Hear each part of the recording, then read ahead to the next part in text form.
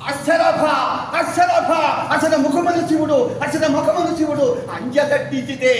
దట్టించితే పశువులు బోధములు పారిపోవు కోరి యజ్ఞము చేర్చి కోలాహలము చేసి వాళ్ళ ఎముక తల తురించినావా అక్షరభ